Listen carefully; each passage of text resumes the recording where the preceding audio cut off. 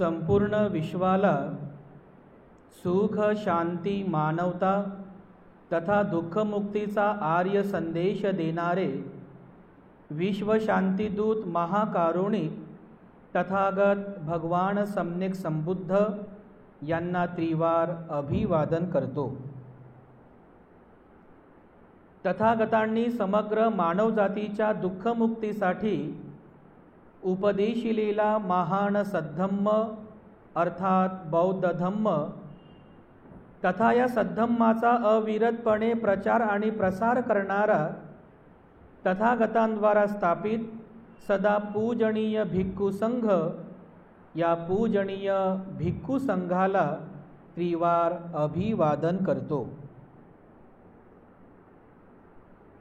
ज्यांच्या अथांग अमर्याद त्याग प्रभावामुळे या भारतभूमीला बुद्धभूमीचे रूप पुन्हा एकदा प्राप्त झालं, असे बौद्ध धम्माचे पुनरुद्धारक तुम्हा आम्हा सर्वांचे उद्धार करते प्रज्ञासूर्य बोधिसत्व डॉक्टर बाबासाहेब आंबेडकर यांच्या समग्र धम्मक्रांतीमध्ये जीवनाच्या शेवटच्या श्वासापर्यंत समर्पित राहून आजच्या या मंगलमय प्रसंगी संघरत्न बुद्धविहार मयूर पार्क औरंगाबाद या ठिकाणी उपस्थित आपण सर्व धम्म उपासक धम्म उपासिका आपल्या सर्वांप्रती मी सर्वप्रथम अनंत मंगल कामना मंगल आशीष अर्पण करतो आणि आजच्या या वर्षावासकालीन धम्मदेसनेला 37 बोधिपाक्षीय धम्माचा अभ्यास या वर्षावासाच्या कालावधीमध्ये आपण करीत आहोत। या 37 बोधिपाक्षीय धम्मातील जे 7वं प्रकरण आहे, ज्याला आर्य अष्टांगिक मार्ग असं म्हटलेलं आहे, या आर्य अष्टांगिक मार्गाचा अभ्यास सध्याच्या प्रवचन मालिकेच्या अंतर्गत आपण करीत आहोत। मागील प्रवचनामध्ये आपण या आर्य अष्टांगिक मार्गातील 2 तत्वांचा अभ्यास केलेला आहे। पहिलं तत्व सम्यक दृष्टी, दुसरं तत्व सम्यक संकल्प। सम्यक दृष्टी आणि सम्यक संकल्प अशा 2 तत्वांचा अभ्यास या आर्य अष्टांगिक मार्गामध्ये आतापर्यंत आपण केलेला आहे। तिसरं जे तत्व आहे, ज्याला भगवान बुद्ध सम्मा वाचा असं म्हणतात, मराठीमध्ये याचा अर्थ होतो सम्यक वाचा। या तिसऱ्या तत्वाचं म्हणजे सम्यक वाचा या तत्वाचं विवेचन किंवा त्याचं अभ्यास करण्याचा प्रयत्न आज आपण आजच्या प्रवचन मालिकेच्या अंतर्गत करणार आहोत। या आर्य अष्टांगिक मार्गातील हे तिसरं तत्व आहे सम्यक वाचा। आणि सम्यक वाचा याचा अर्थ होतो योग्य प्रकारची वाचा असणे। वाचा म्हणजे वाणी, आपण जे बोलतोय, आपल्या मुखातून जे काही आपण बोलतोय त्या संदर्भातील हे तत्व आहे। भगवान बुद्ध म्हणतात की जीवन जगत असताना आपली जी वाणी आहे ही वाणी सम्यक असावी, आपले शब्द आपली बोली ही सम्यक असावी, ज्याला भगवान बुद्धांनी सम्यक वाचा असं म्हटलेलं आहे। या अर्थाने भगवान बुद्धांनी या आर्य अष्टांगिक मार्गामध्ये हे तिसरं तत्व शिकवलेलं आहे, सम्यक वाचा। सोपं आहे, काही तेवढं कठीण नाही आहे, हे समजून घेण्यास काही तेवढं कठीण नाही आहे, खूप सोपं आहे बघा। कारण आपल्या दैनंदिन जीवनातला हा एक महत्त्वाचा भागच आहे। कारण आपण रोज बोलतो ना दुसऱ्यांसोबत, म्हणजे आपले जे काही संबंध आहेत, आपले व्यवहार आहेत, आपलं नातं आहे, हे कशावर डिपेंड आहे? आपल्या बोलीभाषेवर डिपेंड आहे ना। आपल्या भावना जे आपण व्यक्त करतोय, कशामुळे व्यक्त करतोय? कोणी लिहून व्यक्त करते, कोणी गाणे म्हणून व्यक्त करते, तर कोणी बोलून व्यक्त करते। म्हणजे आपली जी वाणी, आपलं जे बोलणं आहे हे अत्यंत महत्त्वाचं आहे बघ। म्हणजे आपल्या या लौकिक जीवनामध्ये आपले संबंध, आपले नातं किंवा आपल्या भावना प्रकट करण्यासाठी आपली वाणीच आहे जे आपल्यामध्ये मध्यस्थी करत असते. आपली वाणी आहे की जे आपलं नातं प्रस्थापित करते. आपली वाणी आहे जे आपल्या भावना प्रकट करते. बघा, आपल्यातलं दुःख आहे, सुख आहे, प्रकट करण्याचं माध्यम, दुसऱ्याला सांगण्याचं माध्यम काय आहे? आपली वाणी आहे बघा, आहे की नाही? म्हणून या वाणीच्या संदर्भामध्ये भगवान बुद्धांनी अतिशय महत्त्वाचं हे तिसरं तत्व शिकवलेलं आहे, सम्यक वाचा. आपण पंचशील ग्रहण करतो, रोज पंचशील ग्रहण करतो. या पंचशिलेमध्ये पण भगवान बुद्धांनी चौथं शील सांगितलेलं आहे या वाणीच्या संदर्भामध्ये. कोणतं शील आहे? मुसा वादा वेरमणी सिक्खापदं समादियामी. म्हणजे काय? तर मी असत्य बोलणार नाही अशा प्रकारचे शिक्षापद ग्रहण करतो. आपल्या दैनंदिन जीवनाचा तो भाग आहे. म्हणजे तुम्ही जे दैनंदिन जीवन जगता, मग तो गृहस्थ असो की गृहत्यागी असो, ब्रह्मचारी असो की मग बोधिसत्व असो, त्या प्रत्येकासाठी हे शील आहे. त्या प्रत्येकासाठी हे तिसरं तत्व आहे. म्हणजे त्या सामान्य व्यक्तीला किंवा त्या श्रमणाला किंवा बोधिसत्वाला किंवा बुद्धाला सुद्धा आजीवनपर्यंत या शिलाचं पालन करावं लागतं. या शिलाचं पालन करीत असतात, कारण हे शील अत्यंत महत्त्वाचं आहे. मुसावादा वेरमणी सिक्खापदं समादियामी. मी असत्य भाषण करणार नाही, मी असत्य बोलणार नाही, अशा प्रकारचं शिक्षापद ग्रहण करतो. अतिशय महत्त्वाचं शील आहे. आपण बघा, सामान्य जीवन जगत असताना अनेकदा काही लोकांसोबत आपले संबंध खराब होतात. अनेकदा आपल्या परिवारामध्ये आपले संबंध खराब होतात. अनेक वेळेस आपल्या शेजारी जी लोक आहेत त्यांच्यासोबत आपले संबंध खराब होतात. अनेक वेळेस आपल्या मित्रमंडळींमध्ये, आपल्या फ्रेंड सर्कलमध्ये, आपल्या नात्यागोत्यांमध्ये आपले संबंध खराब होतात. याला सुद्धा कारण आपली वाणी आहे बघा. याला सुद्धा कारण आपली वाणी आहे. आम्ही तर असे अनेक लग्नविधी बघितले. लग्नविधी म्हणजे लग्नविधीमध्ये आम्ही गेलो, असे 2-3 प्रकरणं आम्ही लाईफमध्ये बघितले की लग्नविधीला बोलवलं आम्हाला, लग्नविधीला गेलो, पण या पार्टीचं कोणीतरी त्या पार्टीच्या लोकाला बोललं.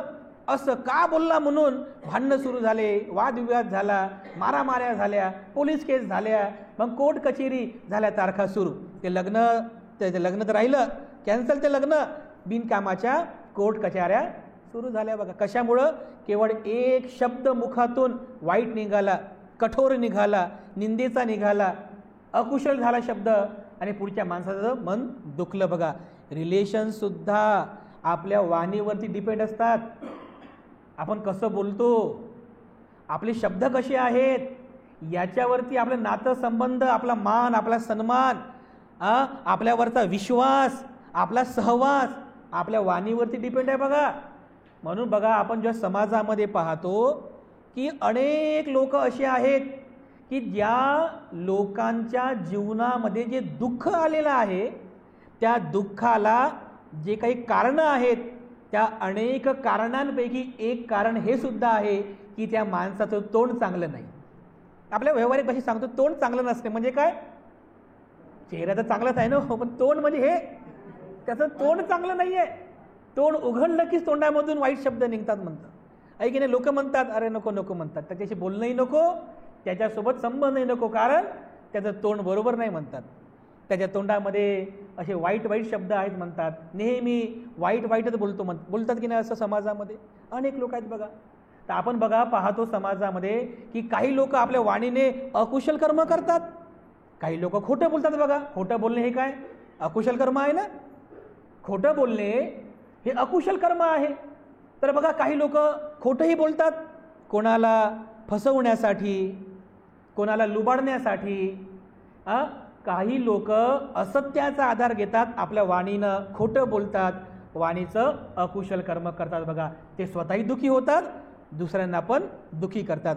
काही काही ठिकाणी आपण पाहतो की काही लोक आपल्या वाणीने निंदा पण करतात बघा. कोणाची?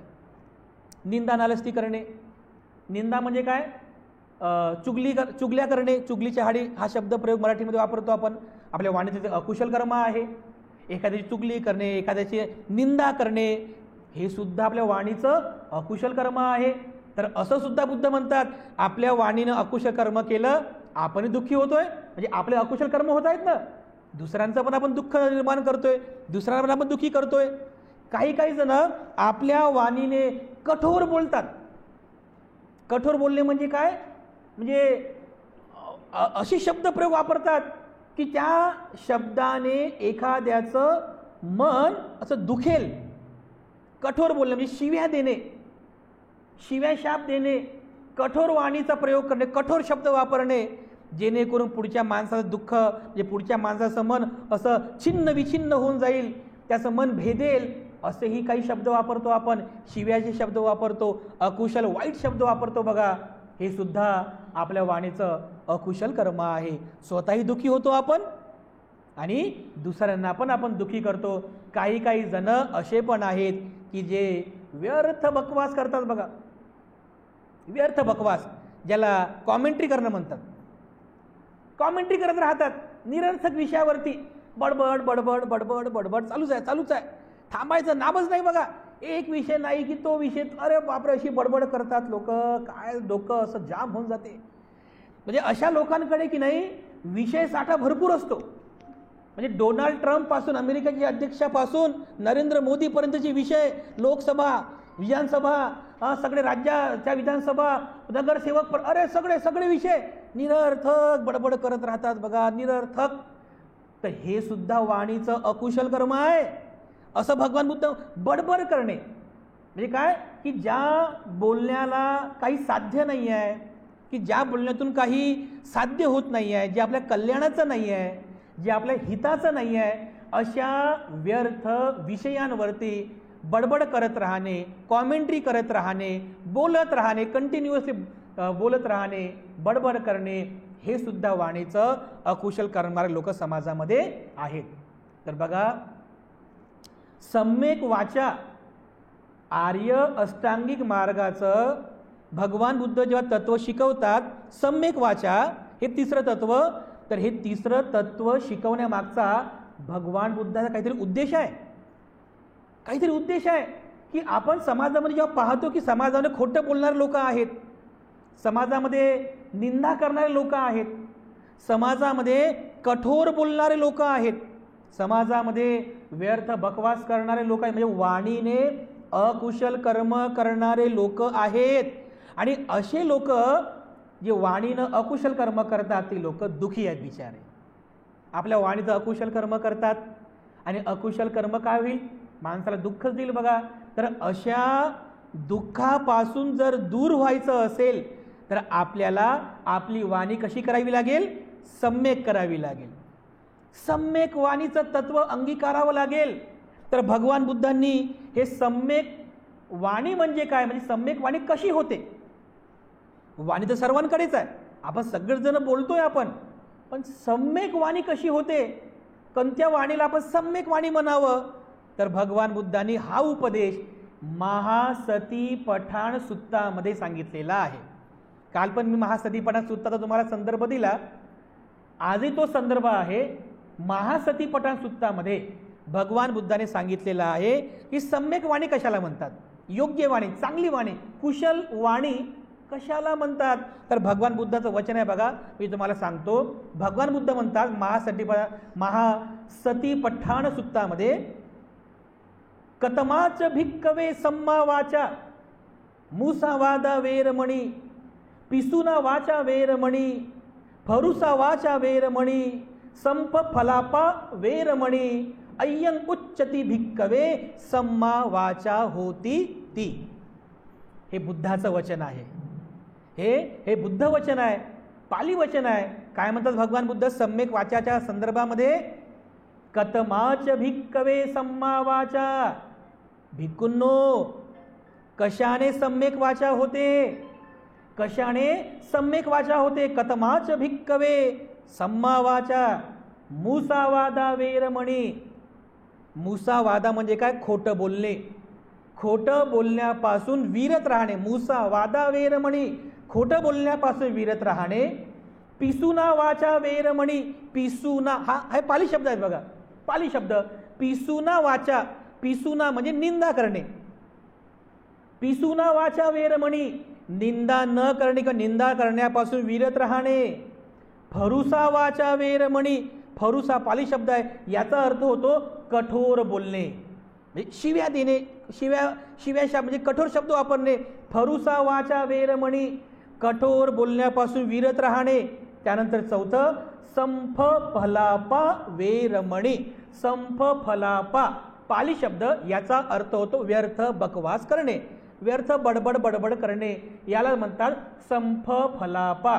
बुद्ध म्हणतात संफ फलापा वेरमणी, व्यर्थ बकवास करण्यापासून, व्यर्थ बडबड करण्यापासून विरत राहणे. अय्यंकुच्चती, अशा प्रकारे भिक्कवे सम्मा वाचा होती ती, अशा प्रकारे सम्यक वाचा होत असते. समजलं? हे 4 तत्व भगवान बुद्धाने सांगितलेली आहेत. म्हणजे आपल्याला जर आपली वाणी सम्यक करायची आहे, सम्यक वाचा तत्व अंगीकारायचं आहे, तर या महासती पटात सुद्धा सांगितलेले हे जे 4 तत्व आहेत, या 4 तत्वांचा अंगीकार आपल्याला करावा लागेल. आपल्या वाणीमध्ये हे तत्व तुम्हाला अंगीकार करावं लागेल. कोणते कोणते 4 तत्व आहे? पहिलं तत्व कोणतं? आपण कधीही खोटं बोलू नये, मुसावादा वेरमणी. स्वतःचा लोभ पूर्ण करण्यासाठी किंवा मला अतिरिक्त लाभ मिळावा यासाठी किंवा दुसऱ्यांना फसवण्यासाठी, दुसऱ्यांना लुबाडण्यासाठी आपण खोटं कधीही बोलू नये. म्हणजे हे अकुशल कर्म आहे आपल्या वाणीचं.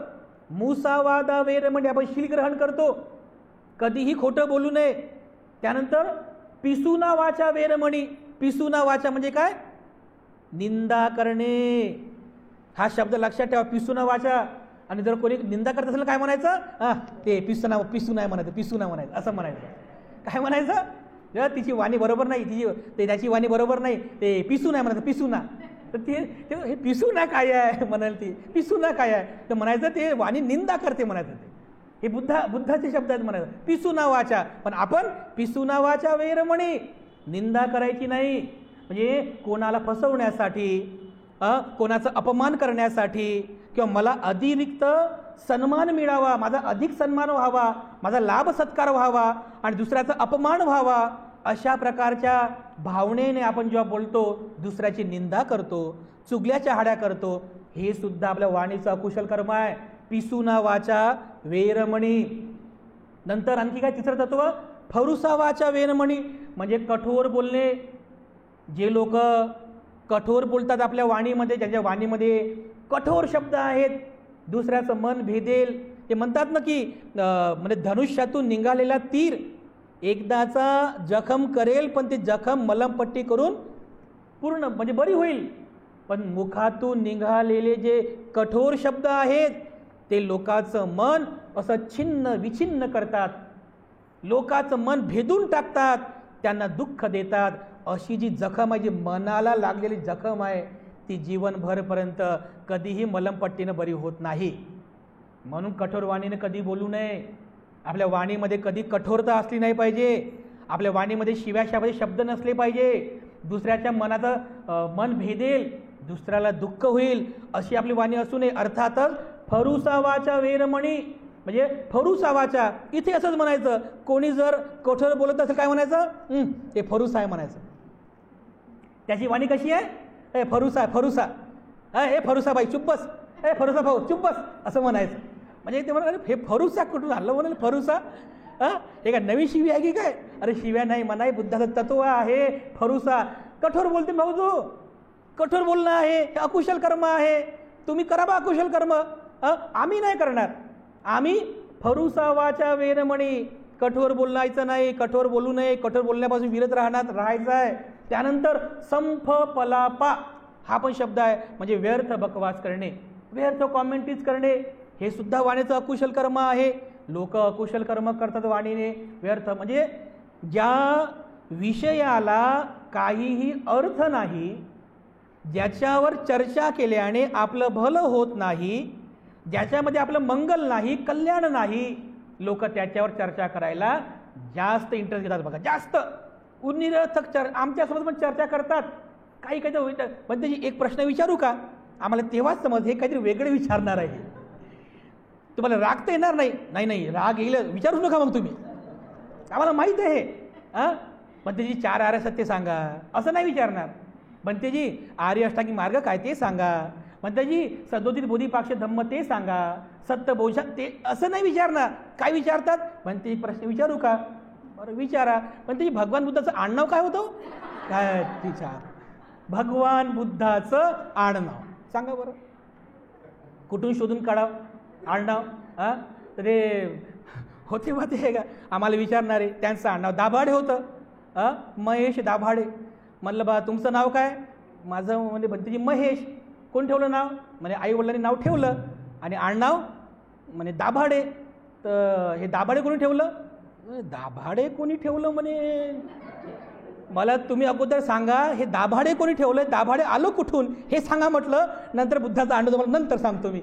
हो म्हणे हे शोधावं लागेल म्हणे, आता हे दाभाडे आलो कुठून, याचा शोध लावा म्हणलं. अरे काय करतात त्याचं, जे आपल्या कल्याणाचं आहे म्हणजे जे आपल्या हिताचं आहे ते नाही. म्हणजे भगवान बुद्ध जे सांगत आहे की तिकडे त्या मार्गाने चला ते सोडलं आणि आपण दुसऱ्याच मार्गावर चर्चा करतो ज्याच्यात काही आपल्या कल्याणाचं नाही, हिताचं नाही, काही नाही. एक जण तर म्हणे भंतेजी म्हणे भगवान बुद्ध म्हणे हे ओबीसी होते म्हणे.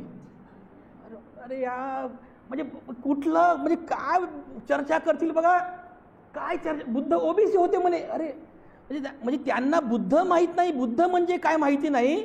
काय तर्कवितर्क तकलादू तर्कवितर्क लावला बघा. हे काय काय लोक चर्चा करतात. म्हणजे असं आहे की भगवान बुद्ध आपल्याला चंद्राकडे बोट दाखवतात की ते बघा चंद्र. आपण चंद्र पाहत नाही, बुद्धाचा बोटच पाहतो आपण. बुद्ध म्हणतात की चंद्राकडे पहा, चंद्र पाहत नाही, आपण बोटाकडेच पाहतो.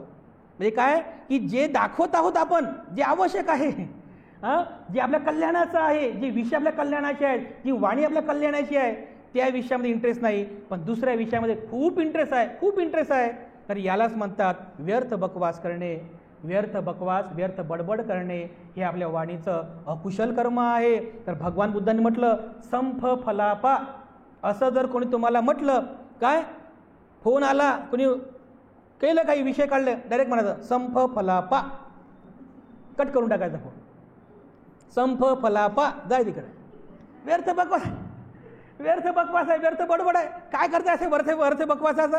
एक तर आपली ऊर्जा चालली, आपला वेळ चालला, कधी कधी डोकं पागल होऊन जाते अशा व्यर्थ बकवासानं. काही कामाचं नाही बघा, हे काहीच कामाचं नाही. त्याच्यामुळं संफ फलापा वेरमणी, व्यर्थ बकवास करण्यापासून, व्यर्थ बडबड करण्यापासून, निरर्थक गप्पा गोष्टी करण्यापासून मी विरत राहण्याचा प्रयत्न करेल. हे 4 तत्व भगवान बुद्धाने सांगितलेले आहेत. 4 तत्व. खोटं बोलू नये, निंदा नालस्ती करू नये, कठोर बोलू नये आणि व्यर्थ बकवास करू नये. हे 4 तत्व भगवान बुद्धाने शिकवलेले आहे. याच्या पुढे भगवान बुद्ध आणखीन सांगतात की आणखीन कसं परिपक्व व्हावं सम्यक वाचामध्ये. तर खोटं बोलायचं नाही. तर कसं बोलावं मग, सत्य बोललं पाहिजे आपण. म्हणजे खोटं बोलायचं नाही आहे तर कसं बोलावं, आपण सत्य बोललं पाहिजे. ज्या मार्गात सत्य आहे, जो सत्याचा मार्ग आहे, त्या मार्गाचीच आपण कास धरली पाहिजे. सत्य मार्गाचं अनुकरण केलं पाहिजे. त्यानंतर समजा निंदा करायची नाही, आपल्याला निंदा करायची नाही कुणाची, तर मग कशी आपली वाणी असली पाहिजे, आपल्या वाणीमध्ये मैत्री असली पाहिजे. म्हणजे निंदा करायची नाही तर काय करावं आपण, आपल्या वाणीमध्ये मैत्री असावी, आपल्या वाणीमध्ये सद्भावना असावी. जर आपल्या वाणीमध्ये मैत्री असेल, सद्भावना असेल तर बघा लोकसुद्धा आपल्यावरती विश्वास ठेवतात, लोक आपल्या जवळ येतात. कशामुळे, आपल्या वाणीमुळे. जर फारुसा वाचा, कठोर बोलायचं नाही तर कसं बोलावं आपण, कठोर बोलायचं नाही तर कसं बोलावं, आपल्या वाणीमध्ये माधुर्य असलं पाहिजे, आपल्या वाणीमध्ये साखर असली पाहिजे. साखर म्हणजे काय, गोडवा असला पाहिजे. ह्या डोक्यामध्ये बर्फ, इथं बर्फ असला पाहिजे आणि इथं साखर असली पाहिजे. बघा तर मला सगळं जग जिंकता येते. पण हे आवश्यक आहे बरं, हे थंड ठेवावं लागतं. हे जरा डोकं थंड ठेवायचं, म्हणजे इथं बर्फ ठेवा आणि इथं आपली साखर ठेवा, म्हणजे गोडवा ठेवा, मृदुता ठेवा, जेणेकरून लोक आपल्या जवळ येतात. आपल्या वाणीमध्ये माधुर्य असावं, मृदुत्व असावं, गोडवा असावा.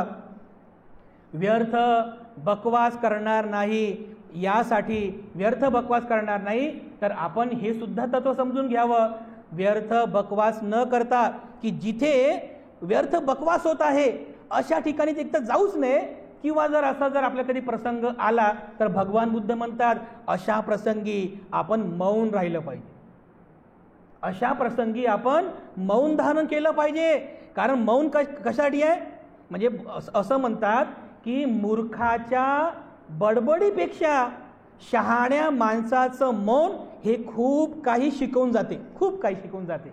शहाण्या माणसाचं मौन व्रत धारण केले पाहिजे अशा प्रसंगामध्ये. कारण बोलण्यात काही अर्थच नाही ना, या ठिकाणी बोलण्यात काही अर्थ नाही आहे, व्यर्थ बडबड होत आहे, अशा प्रसंगात आपण मौन धारण केलं पाहिजे. आणि जर बोलायचा प्रसंग आला तर आपण मितभाषी असलं पाहिजे. मितभाषी म्हणजे काय, म्हणजे जेवढं आवश्यक आहे तेवढंच बोला, त्या ठिकाणी जास्त अधिक बोलत बसू नका. मितभाषी म्हणजे कमीत कमी अल्पभाषी बनण्याचा प्रयत्न करा. मितभाषी जेवढं आवश्यक आहे तेवढंच बोला. बुद्ध म्हणतात की मितभाषी बनण्याचा प्रयत्न करा. कारण हे चारही जे तत्व आहे, हे चारही तत्व हे तुमच्या जरी ह्या तोंडाशी संबंधित असले ना, जरी हे चारही तत्व तुमच्या या तोंडाशी संबंधित असले, पण खरं जर बघितलं तर या सगळ्या तत्वांचा संबंध तुमच्या मनाशी आहे. जरी हे तोंडातून निघत असतील, निंदा, नालस्ती, कठोर आणि खोटं हे तोंडातून निघतात शब्द, पण याचा संबंध इथं आहे बरं, मनाशी आहे. इथून निघतात ते शब्द.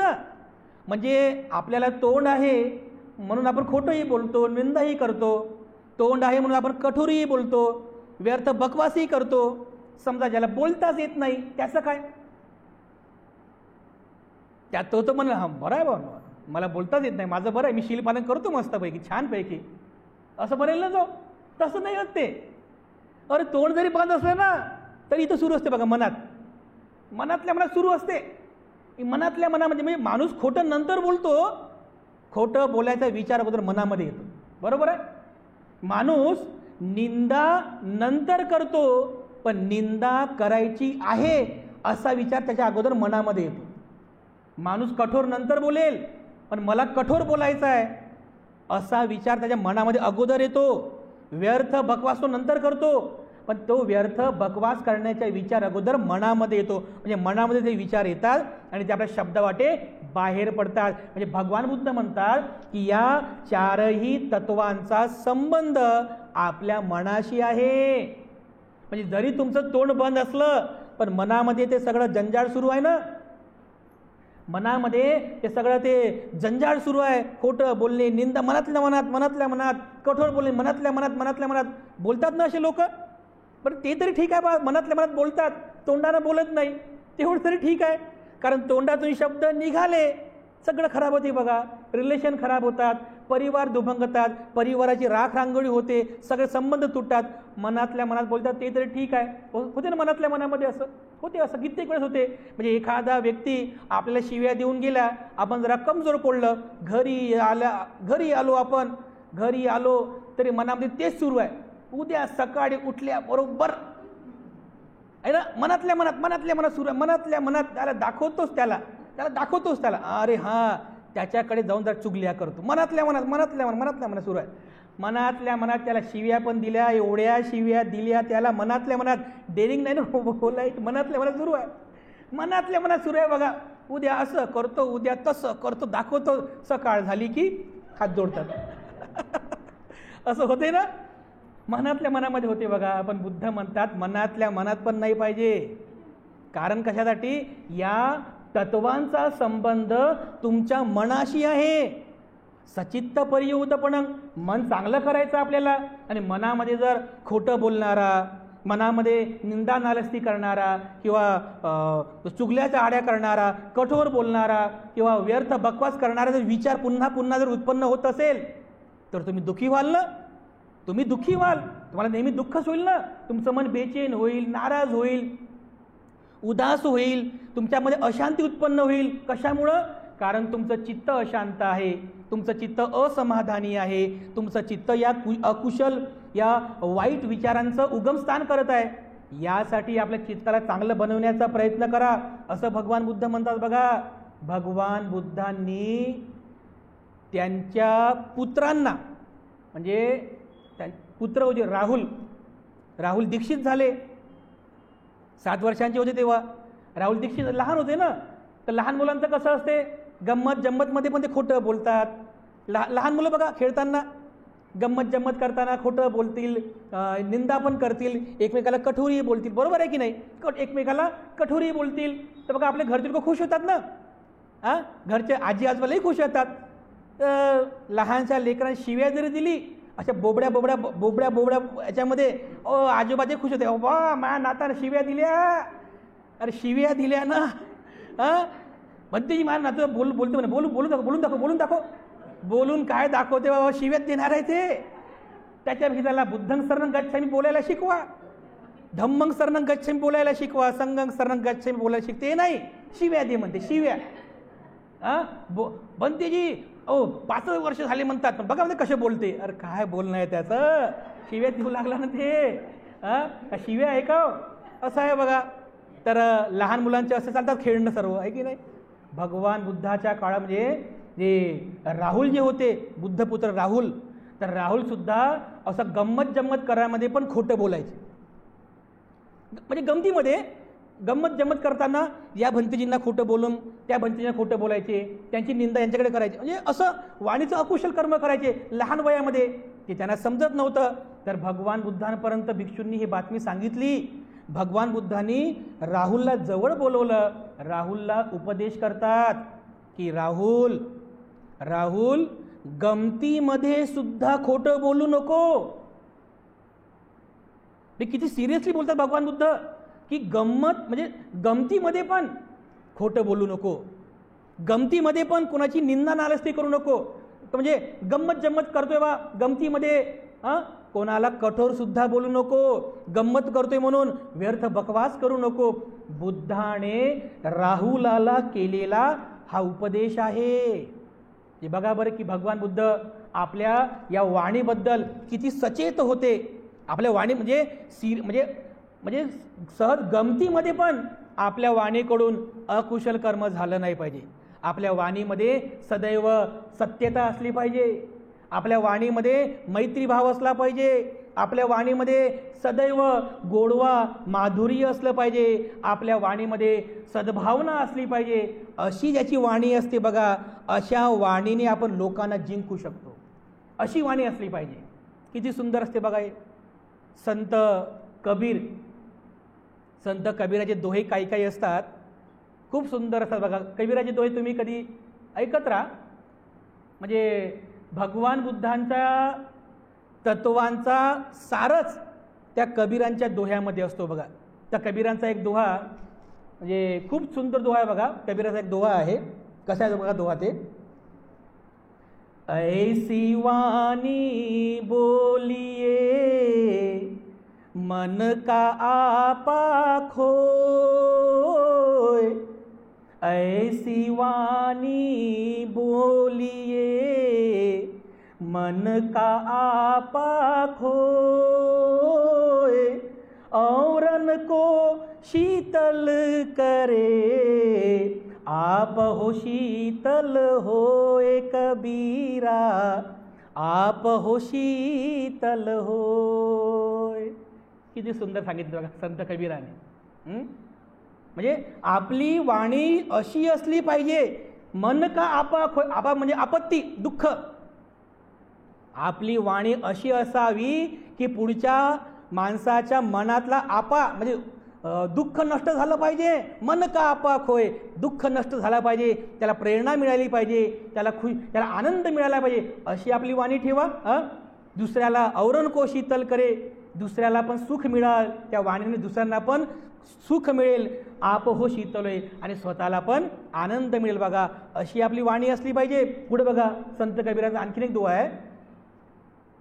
शब्द संभाल के बोलिए, शब्द के हाथ न पाओ, शब्द संभाल के बोलिए, शब्द के हाथ न पाओ, एक शब्द औषध बने, एक शब्द करे घाव कबीरा, एक शब्द करे घाव. किती सुंदर सांगितलं बघा. म्हणजे शब्द ते शब्दच आहेत, शब्द ते शब्दच आहेत. त्यांना हातही नाही, त्यांना पायही नाही, पण एक शब्द दुसऱ्यासाठी औषधीचं काम करतो, पण एक शब्द दुसऱ्यांना घाव देण्याचं काम करतो. बघा कशामुळे होत आहे सर्व? आपले शब्द आहेत बघा. ह्या शब्दाचा भाव कसा आहे त्याच्यावरती सगळं डिपेंड आहे बघा. ते एक शब्द, ज्या शब्दामध्ये म्हणजे मृदुता आहे, त्या शब्दामध्ये सत्यता आहे, त्या शब्दांमध्ये, त्या वाणीमध्ये मैत्री आहे, सद्भावना आहे, अशा वाणीने आपण स्वतःही आनंदी राहतो, दुसऱ्यांना पण आनंद मिळतो. बघा हे औषधीचं काम करते. काही काही शब्द हे औषधीचं काम करतात. काही लोक जर आजारी आहेत, काही लोक हे आपल्या जीवनामध्ये निराश झालेले आहेत, काही लोक आत्महत्याचा विचार करत आहेत, काही लोक अशा म्हणजे अत्यंत बिकट मानसिकतेमध्ये असतील ना, अशा लोकांना जर तुम्ही जाऊन चांगले शब्द ऐकवले, चांगल्या शब्दांनी त्यांना जर प्रेरणा दिली बघा, तर त्यांच्या मनातील तो निराशावाद संपून जातो. त्यांच्या मनामध्ये असलेला तो चुकीचा विचार संपून जातो. हे तुमचे शब्द बघा, एवढी शक्ती बघा शब्दांमध्ये, एवढा पॉवर आहे, एवढं बल आहे आपल्या शब्दांमध्ये. एक शब्द औषध करे, एक शब्द करे घाव. एका शब्दाने औषधीचं काम होऊ शकते, तर एका शब्दाने त्याला घाव सुद्धा देता येतो. म्हणून आपले शब्द हे औषध देणारे असले पाहिजे. आपले शब्द हे दुसऱ्यांचा जीव वाचवणारे असले पाहिजे. आपले शब्द हे दुसऱ्यांना प्रेरणा देणारे असले पाहिजे, दुसऱ्यांना दुःख देणारे असू नये. दुसऱ्यांना दुःख देणारे शब्द, दुःख देणारी वाणी आपली असू नये. आपली वाणी मैत्रीपूर्ण, सद्भावनापूर्ण असली पाहिजे. कारण बांधवांनो, आपण कितीही जरी प्रयत्न केला की मी खोटं बोललो तरी मला काहीच होणार नाही, मी निंदा केली तर मला काहीच होणार नाही, मी कठोर बोललो तरी मला काहीच होणार नाही, मी बकवास केली तरी मला काहीच होणार नाही, आपल्या वाणीचं फळ आपल्याला बरोबर मिळते बघा, बरोबर मिळते. कारण काही लोक असत्य बोलून फायदा करून घेतात, पण तो फायदा जास्त दिवस टिकत नाही, तो फायदा जास्त दिवस टिकत नाही. एका ठिकाणी म्हटलेलं आहे की असत्याची पुरणपोळी खाण्यापेक्षा सत्याची भाकर जास्त चविष्ट असते. किती सुंदर आहे बघा. असत्याची पुरणपोळी खाण्यापेक्षा सत्याची भाकर ही जास्त चविष्ट असते. कारण असत्य जास्त दिवस टिकत नाही, असत्य हे जास्त काळापर्यंत राहत नाही, शेवटी सत्याचाच विजय होतो. म्हणून सत्य वाणी आपली असावी, आपल्या वाणीमध्ये सत्यता असावी. याकरिता भगवान बुद्धांनी हे तत्व शिकवलेलं आहे. जे लोक खोटं बोलतात समाजामध्ये बघा, खोटारडे लोकांचा काय परिणाम होतो भगवान बुद्धांनी सांगितलेला. याचा परिणाम काय आहे की जे लोक खोटं बोलतात, असत्य बोलतात, त्यांच्या जीवनामध्ये एक लॉस होतो. तो कोणता? तर जे लोक खोटारडे आहेत, जे लोक असत्य बोलतात, लोक त्यांच्यावरती विश्वास ठेवत नाही. हा त्याचा लॉस आहे बघा. कसे ठेवतील बघा विश्वास? तुम्ही ठेवू शकता विश्वास अशा लोकांवरती? बिलकुल नाही ना. जो माणूस खोटं बोलतोय अरे त्याच्या शब्दांवरती लोक विश्वास ठेवणार नाही, तो अविश्वासू होतो. त्यानंतर जर कोणी निंदा करत असेल, जो निंदा करतो दुसऱ्यांची, नेहमी निंदा करतो, चुगल्याच्या हाड्या करतो, असे लोक हे असहवासी असतात. असहवासी म्हणजे काय? त्याचा सहवास लोकांना प्रिय नसतो, नको वाटते सहवास. का? ते लोक निंदा करतात, ते लोक आपली निंदा करतात, ते लोक आपली चहाडे चुगली करतात. तर लोक सुद्धा विचार करतात ना, त्यांचा सहवास प्रिय नाहीये, त्यांच्या सहवासापासून नेहमी आपण दूर राहायला पाहिजे. तर बुद्ध म्हणतात की जे लोक निंदा करतात, चुगलीची हाडी करतात, असे लोक असहवासी होतात. जे लोक कठोर बोलतात, शिव्या देतात, तर बघा दुसऱ्याने शिव्या दिली तर आपण पण त्याला शिव्या द्यायचं का? ना, आपण पण त्याला शिव्या द्यायचं का? नाही ना. तर कुत्रा आपल्याला चावतो, आपण कुत्र्याला चावतो का? काय करतो आपण?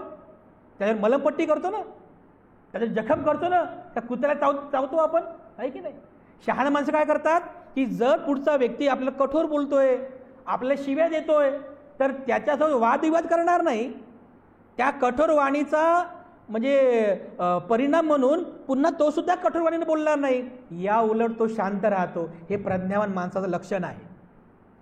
तो शांत राहतो कारण त्याला माहित आहे हा व्यक्ती कठोर बोलतोय, अकुशल कर्म करतोय. आपण पण कठोर जर बोललो आपलंही अकुशल कर्म होईल. आपण कठोर वाणी बोलू नये. तो शांत राहतो बघा. तर जे लोक कठोर बोलतात, शिव्या देतात, अशांसोबत कोणीही बोलत नाही. कोणी बोलत नाही. तो जर इकडून आला ना लोक इकडून जातात. तो जर इकडून आला लोक इकडून जातात बघा. नको म्हणतात बघा त्यांची बोलणं. का बरं? अरे माणूस तो शिव्या देणारा माणूस आहे, कठोर बोलणारा माणूस आहे, एक शब्द चांगला बोलत नाही म्हणतात. त्याचं तोंड म्हणजे XYZ असं म्हणतात ना लोक. कठोर वाणी बोलण्यासोबत, कठोर वाणी बोलणाऱ्यांसोबत कोणीही बोलत नाही. व्यर्थ जे लोक व्यर्थ बडबड करतात, व्यर्थ बकवास करतात, अशाही संदर्भात भगवान बुद्ध म्हणतात की समाजामध्ये जी लोक व्यर्थ निरर्थक बडबड करतात, व्यर्थ बडबड करतात, अशांना लोक काय म्हणतात? लई हुशार आहे म्हणतात. काय म्हणतात? लई हुशार आहे म्हणतात. लई हुशार म्हणजे काय? लई हुशार म्हणजे मूर्ख. लई हुशार म्हणजे काय? मूर्ख. लई हुशार झाली का? लई हुशार झाला का रे? असं लई हुशार म्हणजे काय? मूर्ख. आपल्या भाषेमध्ये बुद्ध त्याला म्हणजे डायरेक्ट त्याला मूर्ख म्हणतात. मूर्ख आहे म्हणतात. हा असेवनाचं बालानं. त्या मूर्खासोबत आपण राहू नये. कारण व्यर्थ बकवास करतोय, व्यर्थ बडबड करतोय, म्हणजे तुमचाही वेळ झाला, तुमची ऊर्जा खर्च होत आहे, ज्याच्यात आपलं कल्याण नाही, ज्याच्यामध्ये आपलं मंगल नाही, हिताचं काही नाही. अशा बडबड करणाऱ्या व्यक्तीसोबत लोक डायरेक्ट म्हणतात की हा लई हुशार झाला. या मूर्खासोबत, या बडबड करणाऱ्यासोबत सहवास नको म्हणतात. हा आपला दुष्परिणाम आहे. हा दुष्परिणाम आहे. आणि म्हणून जी लोक आपल्या वाणीमध्ये हे 4 तत्व अंगीकार करतात, म्हणजे सम्यक वाचा जे लोक अंगीकार करतात, भगवान बुद्धांनी त्यांचा लाभ सुद्धा सांगितला. जे लोक नेहमी सम्यक वाचा ठेवतात अशांवरती लोक विश्वास ठेवतात. कारण वाणीमध्ये सत्यता आहे ना. जिथे सत्य आहे तिथेच विश्वास राहतो, तिथे विश्वास टिकून राहतो. तर बुद्ध सांगतात हा त्याचा पहिला लाभ आहे की जे लोक सम्यक वाचा ठेवतात, लोक त्यांच्यावरती विश्वास ठेवतात. दुसरं, तो सहवास प्रिय होतो. त्याचा सहवास लोकांना प्रिय असतो. लोक त्याच्यासोबत सहवास करतात, त्याच्यासोबत राहतात, बसतात, उठतात, चर्चा करतात. कारण तो सत्य बोलतोय, त्याची वाणी सम्यक आहे, तो सहवास प्रिय आहे. त्याच्यानंतर तिसरा लाभ आहे त्याच्या शब्दाला मान असतो. त्याच्या शब्दाला मान ठेवतात लोक. कारण त्याला लोकांना माहीत असतं की हा जो आहे हा सत्यवाणी आहे. अगदी हरिश्चंद्राचा नातेवाईकच आहे म्हणतात, सत्यवादी आहे म्हणतात. हा याच्या वाणीमध्ये सत्यता आहे, मित्रता आहे, मैत्रीपूर्ण आहे, सद्भावना आहे. लोक त्याच्या शब्दाला मान देतात, त्याच्या शब्दांचा सन्मान करतात. हा त्याचा तिसरा लाभ आहे. चौथा लाभ आहे त्याला त्याच्या सम्यक वाणीमुळे सुखी जीवनाची अनुभूती होते. सुखी जीवन. आपली वाणी सुधारली बरोबर रिलेशन सुधारतात, परिवार सुधारतो, नातं गोतं सुधारते, आपलं जीवन सुखी होते बघा. सुखी जीवनाची त्याला अनुभूती मिळते. हा त्याचा चौथा लाभ आहे. आणि 5वा लाभ आहे अत्यंत महत्त्वाचा, जो सम्यक वाणीने जगतो मृत्यूनंतर त्याला सुगतीचा लाभ होतो. मृत्यूच्या नंतर त्याला सुगती प्राप्त होते. त्याच्या स्कंधांना या निसर्गामध्ये सुगती प्राप्त होत असते. अशा प्रकारचे हे 5 प्रकारचे लाभ या सम्यक वाणीमुळे त्या व्यक्तीला प्राप्त होतात. तर अशा प्रकारे भगवान बुद्धाने सांगितलेल्या या आर्य अष्टांगिक मार्गातील हे जे तिसरं तत्व आहे सम्यक वाचा, हे तत्व आपण खूप चांगल्या प्रकारे समजून घ्यावं आणि आपल्या जीवनामध्ये या तत्वाचं खूप चांगल्या प्रकारे आपण आचरण करावं. यामध्ये आपल्या सर्वांचं मंगल आहे, सर्वांचं कल्याण आहे. तेव्हा पुनश्च एकदा आपल्या सर्वांप्रती मी अनंत मंगल कामना अर्पण करून आजची धम्मदेसना आणि धम्म संस्कार समाप्त करतो.